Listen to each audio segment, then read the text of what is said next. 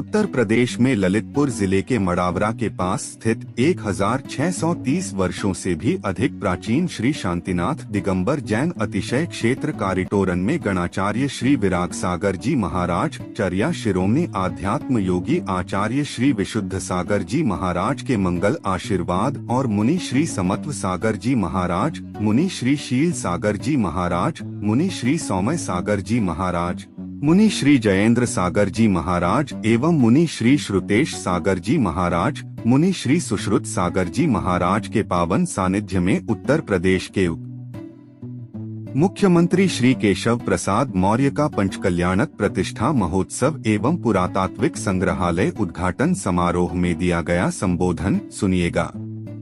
सादर नमस्कार, सादर जय जिनेंद्र। क्षमा ब्रेकिंग जैन न्यूज प्रतिदिन प्रातः, दोपहर एवं रात्रि में देश भर से संपूर्ण जैन समाज से संबंधित सही और सकारात्मक समाचारों के लिए देखना और सुनना न भूलें। साथ में आपसे विनम्र निवेदन है कि यदि आपने इस चैनल को सब्सक्राइब नहीं किया है तो कृपया अवश्य कीजिए और शेयर और लाइक करके धर्म प्रभावना में सहयोगी एवं सहभागी बनिए। श्री दिगंबर जैन पंच कल्याण प्रतिष्ठा महोत्सव के इस कार्यक्रम में मंच पर जिनका आशीर्वाद हम सभी यहाँ बैठे हुए भक्तों, प्रदेशवासियों, देशवासियों को प्राप्त हो रहा है, ऐसे परम पूज्य युग दृष्टा संत मुनि श्री 108 समत्व सागर जी महाराज के चरणों में और अन्य पूज्य दिगंबर जो हमारे संत विराजमान हैं उनके चरणों में मैं अपनी ओर से, प्रदेश की 25 करोड़ जनता की ओर से उनके चरणों में शीश रख करके प्रणाम करता हूं और उत्तर प्रदेश को सर्वोत्तम प्रदेश, उत्तम प्रदेश बनाने का आशीर्वाद मांगता हूं। हमारे मंच पर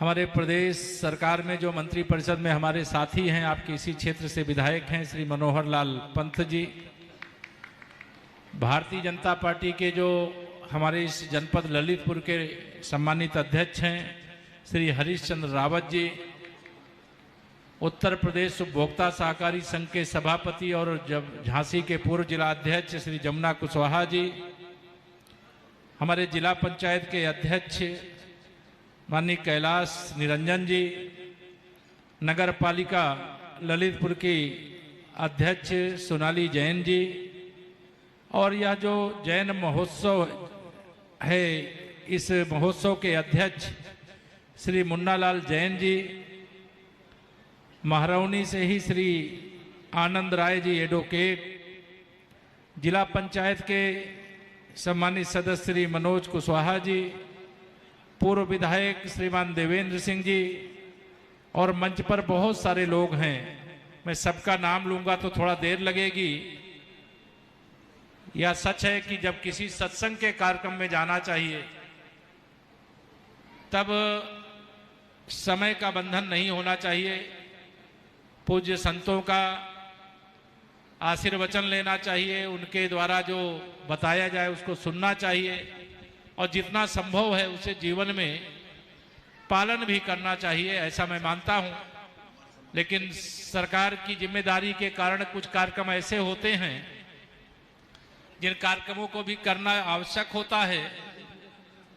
मैं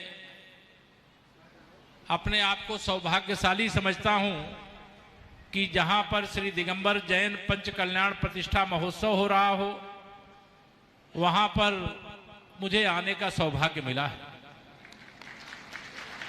मैं आयोजन समिति के सभी सदस्यों को इसके लिए हृदय से अभिनंदन देता हूं, उनको धन्यवाद देता हूं कि ऐसे तपोमूर्ति के दर्शन करने का मुझे सौभाग्य प्रदान करने का काम किया है।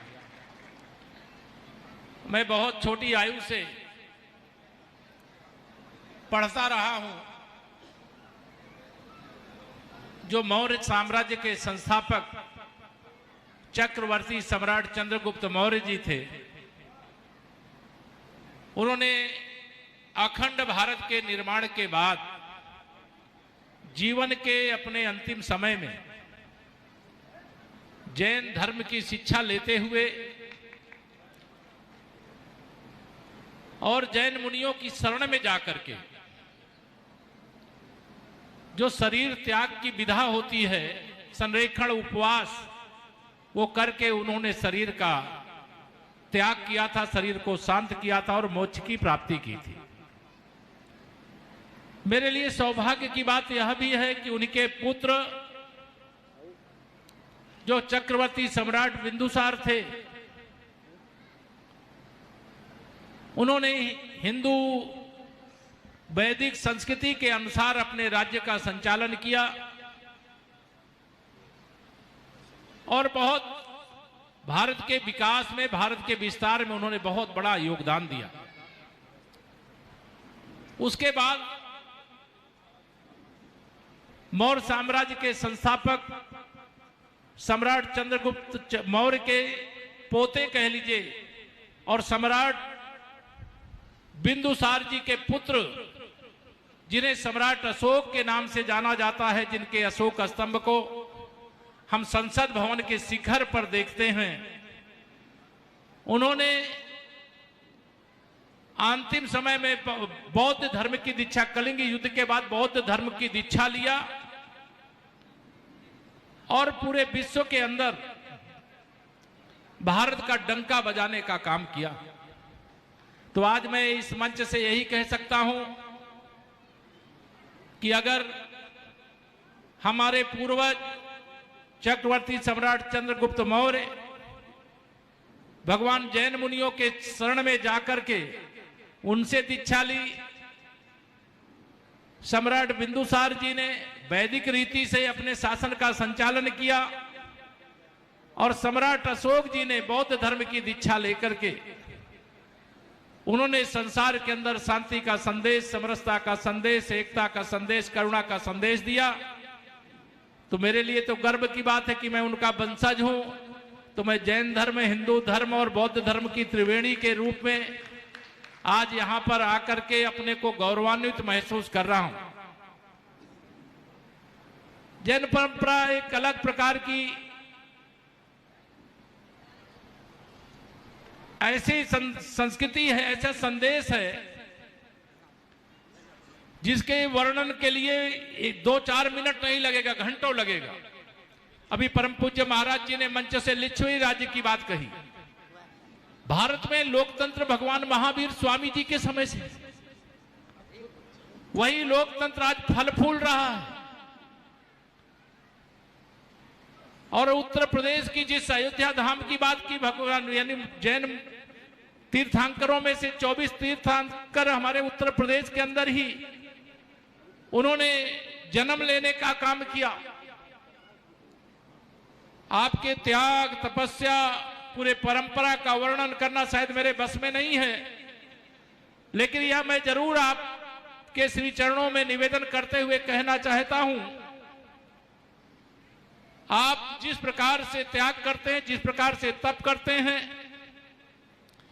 जिस प्रकार से समाज को संदेश देने का काम करते हैं, वह अपने आप में बहुत बड़ी बात है।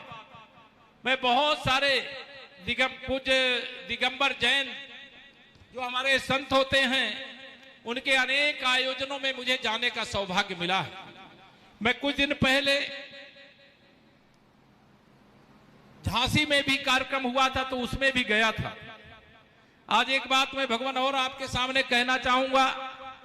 मैं ललितपुर इसके पहले भी कई बार आया हूं, आगे फिर आऊंगा, लेकिन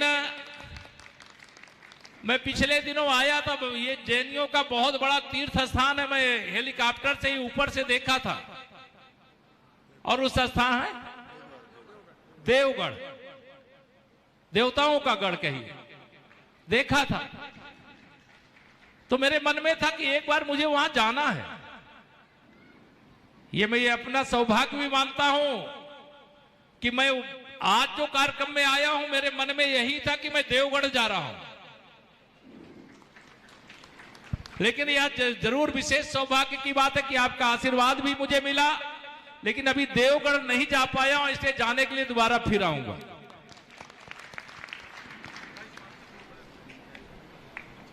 तो आप सब हमारे जो जैन धर्म के अनुयायी हैं, वो समाज की बहुत श्रेष्ठतम सेवा करते हैं। अलग अलग क्षेत्रों में उनका योगदान है, उसका वर्णन करना शायद मैं समझता हूं समय के अभाव में संभव भी नहीं है, लेकिन आपके द्वारा समाज की, देश की, धर्म की जो सेवा की जा रही है उसकी मैं हृदय से प्रशंसा करता हूं, सराहना करता हूं। मैं आज के दिन यहां पर बहुत सारी बातें ना कह करके अभी आयोजक समिति के लोगों ने कुछ यहां ग्राम कारी टोरन में जहां पर यह कार्यक्रम हो रहा है, यहां पर कुछ जन सुविधाओं की बात कही है, सुरक्षा की बात कही है, स्वास्थ्य की बात कही है, बैंकिंग की बात कही है। मैं आपको यह भरोसा दिलाता हूं कि जो आपने मांग किया है ये कोई अपने लिए नहीं, ये पूरे समाज के लिए, और मैं इसका प्रयास करूंगा कि इस समस्या का समाधान हो जाए। दूसरा यह भी मैं आप सबके सामने कहूंगा कि आप सभी के आशीर्वाद से ही देश में डबल इंजन की सरकार है। देश में माननीय प्रधानमंत्री श्री नरेंद्र मोदी जी के नेतृत्व में और उत्तर प्रदेश में हमारे मुख्यमंत्री योगी आदित्यनाथ जी के नेतृत्व में ये डबल इंजन की सरकार चल रही है। और डबल इंजन की सरकार की पहली प्राथमिकता है गरीब के जीवन में जितने भी दुख है उनको दूर कर दिया जाए। गरीब कल्याण की योजनाओं के लिए खजाने का मुख खोल दिया जाए। और आप सब ने देखा होगा 2014 से देश में और 2017 से उत्तर प्रदेश में जब से हमारी सरकार बनी है, गरीबों के लिए खजाना खोलने का काम हुआ है। महिला सशक्तिकरण के लिए भी हमारी सरकार ने, महिलाओं की सुरक्षा के लिए भी हमारी सरकार ने बड़े बड़े और कड़े कड़े कदम उठाने का काम किया है। युवाओं के उज्जवल भविष्य के लिए भी तमाम प्रकार की योजनाओं को धरातल तक पहुंचाने का काम किया है। हमारे जो अन्नदाता किसान हैं, आज शुक्रवार है, आज 13 मार्च है, आज उनके खाते में देश के माननीय प्रधानमंत्री जी जो वर्ष में 2-2 हजार की 3 किस्त भेजते हैं, आज उनके खाते में वह किस्त पहुंच रही है। इसकी भी मैं आप सबको बधाई देना चाहता हूं। पूरे विश्व में इस समय अलग प्रकार का संकट है, लेकिन सारे संकटों से मुक्ति का मार्ग भारत से होकर के जाता है, उत्तर प्रदेश से होकर के जाता है। हम लोग सुने हैं कि कई बार हमारे माननीय प्रधानमंत्री जी ने विश्व के सबसे बड़े मंच संयुक्त राष्ट्र संघ में यह कहा था कि हमने संसार को युद्ध नहीं भगवान बुद्ध दिया है। हमने संसार को अशांति नहीं शांति देने का काम किया है। हमने किसी का कुछ छीना नहीं है, हमने जो हमारे पास था वो देने का काम किया है। पूज्य महाराज जी ने कर्तव्य और अधिकार की जो बात कही थी, ये कर्तव्य और अधिकार एक रथ के 2 पहिए हैं। अगर हम अधिकार के लिए लड़ते रहेंगे और कर्तव्य नहीं करेंगे तो रथ नहीं चल सकता, देश और प्रदेश विकास नहीं कर सकता। 2047 तक विकसित भारत बनाने का, विकसित उत्तर प्रदेश बनाने का, विकसित परिवारों को बनाने का लक्ष्य रखा गया है। कितना समय बाकी है? कुल 21 साल बाकी है। 21 साल के अंदर भारत विश्व की आर्थिक महाशक्ति भी होगा, सामरिक महाशक्ति भी होगा, क्योंकि यह कहा जाता है सत्य यदि दुर्बल हुआ तो कौन उस पर कान देता, शक्तिशाली की गलत भी बात यह जग मान लेता। हम किसी को छेड़ेंगे नहीं, लेकिन कोई अगर भारत को छेड़ेगा तो भारत उसे छोड़ेगा भी नहीं। हम इस रास्ते पर चलते हैं। हम किसी पर हमला नहीं करेंगे, हम किसी पर गोली नहीं चलाएंगे, लेकिन अगर कोई हमारे देश पर गोली चलाएगा तो गोली का जवाब गोला से देने में भी पीछे अब भारत नहीं हटता। आज ऐसा भारत है। पूज्य महाराज जी के आशीर्वचन को प्राप्त करने का मेरा जो आज सौभाग्य मिला, मैं जीवन के जो बहुत सारे सौभाग्यशाली दिवस होते हैं उसमें से आज 13 मार्च को भी मानता हूं। और मैं बहुत सारी बातें आप सबके बीच में कहना चाहता था, लेकिन समय की मर्यादा होने के कारण से मैं पूज्य महाराज श्री के चरणों में और पूज्य संतों के चरणों में अपने शीश रख करके अपनी ओर से, अपने प्रदेश की 25 करोड़ जनता की ओर से प्रणाम करता हूं। और आप ललितपुर वासियों को यह आश्वस्त करता हूं यहाँ जिला अध्यक्ष जी और यहाँ जिले के अंदर जो प्रदेश सरकार के मंत्री और दूसरे माननीय विधायक और जनप्रतिनिधि हैं, ये जब आगे का कार्यक्रम तय करेंगे तो मैं ललितपुर फिर आऊंगा। ये आप सबको विश्वास दिलाना चाहता हूं। ललितपुर हमारे प्रदेश का बहुत सुदूर जिला है, बड़ी यहाँ पर ऊर्जा है, बहुत यहाँ पर क्षमता है और इसके विकास में हम लोग कोई कमी भी नहीं छोड़ना चाहते। डबल इंजन सरकार की ओर से वह सब कुछ किया जाएगा जो ललितपुर यानी ललिता माता के नाम से यह ललितपुर जाना जाता है, वैसा स्वरूप इसका खड़ा करने के लिए कोई कमी ना रह जाए। इसके लिए जो आवश्यक कदम होगा हम उठाने के लिए आपको आश्वस्त करना चाहते हैं और पूज्य महाराज जी के चरणों में प्रणाम करके देता हूं अपनी वाणी को विराम। जरा एक बार दोनों हाथ उठा करके बोलिए जय श्री राम। भगवान महावीर स्वामी की जय, भगवान आदिनाथ भगवान की जय। बहुत बहुत सबका धन्यवाद। पूज्य गुरुदेव मुनि 108 श्रीमद सागर महामुनि राज की जय, मुनि संघ की। माननीय उत्तर प्रदेश के यशस्वी उप मुख्यमंत्री और पूर्व अध्यक्ष प्रदेश अध्यक्ष माननीय केशव प्रसाद जी मौर्य के माध्यम से निश्चित रूप से हम सबको सारगर उद्बोधन उत्तर प्रदेश के विकास के प्रति, ललितपुर के विकास के प्रति कहा। वहीं मैं माननीय मुख्यमंत्री जी को अवगत कराना चाहता हूं कि आपने देवगढ़ का जिक्र किया है, जहां पर पूज्य सुधा सागर जी महाराज के सानिध्य में 28 मार्च से 2 अप्रैल तक पंचकल्याणक प्रतिष्ठा महोत्सव प्राण प्रतिष्ठा होने जा रही है। वहां की समिति के पदाधिकारीगण यहाँ मौजूद है, वो माननीय मुख्यमंत्री जी से अपना निवेदन प्रस्तुत कर रहे हैं, निवेदन कर रहे हैं कि हे मुख्यमंत्री जी, आप उसमें देखते हुए हमारी चाहे सोजना नेपोरा कालीटोन गिलार मार्ग हो, सोजना मरौरा